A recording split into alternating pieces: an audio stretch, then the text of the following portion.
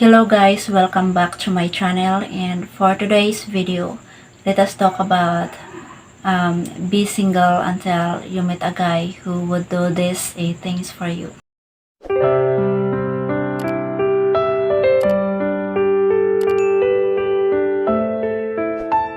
It's very rare to find love in this day and age, and that's hard for a vast majority of us. As human beings, we are all wired to crave love in some shape or form, but unfortunately, not all of us are going to be privileged or fortunate enough to find love on our first try.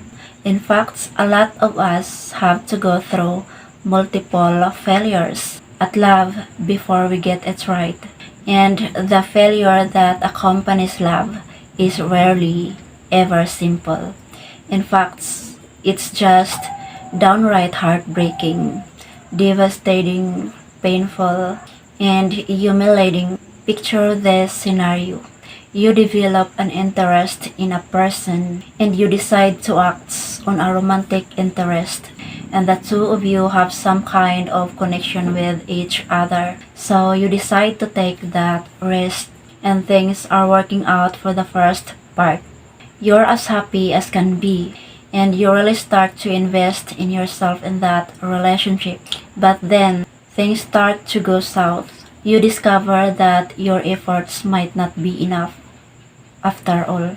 You start to realize that you might not be cut out for love after all.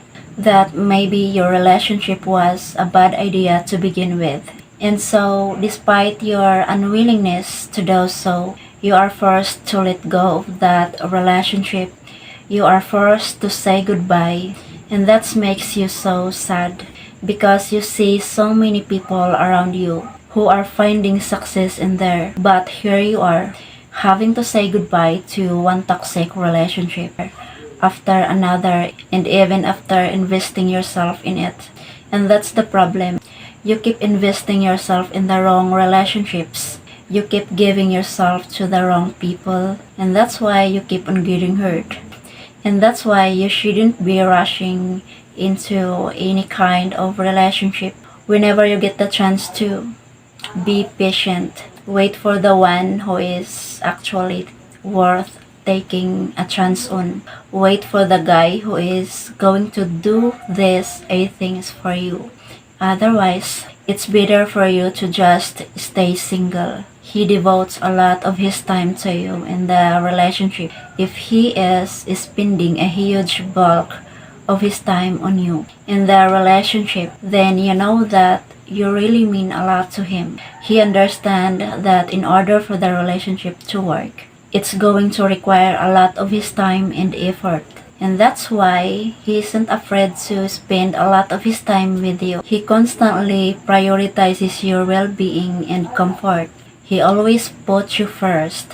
He always makes sure that you are happy and comfortable, even if he has to put himself in a compromising position. He talks to you about his deepest feeling and emotions. He opens up to you about himself. He really lets you into the most aspects of his soul because he would never want you to feel like he's shutting you out. He makes you want to be a better person. You need a man who actually brings the best out of you. A guy who is going to push you to be better. You always want to be with a man who actually motivates and inspires you to be the best possible version of yourself. Someone who always propels you forward. He accepts and loves all parts of you, even the imperfect ones. He doesn't hold back with his love for you. He really in loves with all aspects of who you are, even the parts that you think aren't worth loving.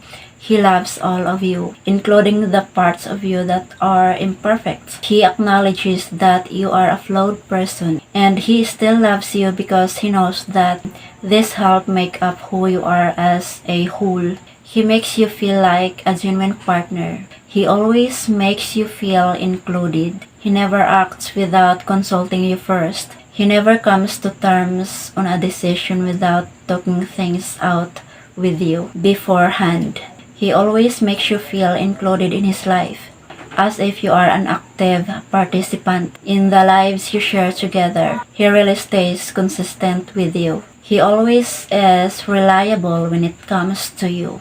He's the kind of guy you can always count on to be there for you, no matter how inconvenient it might be for him. He's always going to show and deliver for you. He's a guy you can really trust. He makes you understand what it really means to be in love. You need to be with a man you can experience true love with. Love is the single most beautiful thing that you could possibly share with another person. And it's not really worth having unless it's with the right guy. And when you're with the right guy, you're going to discover just how wonderful love can be.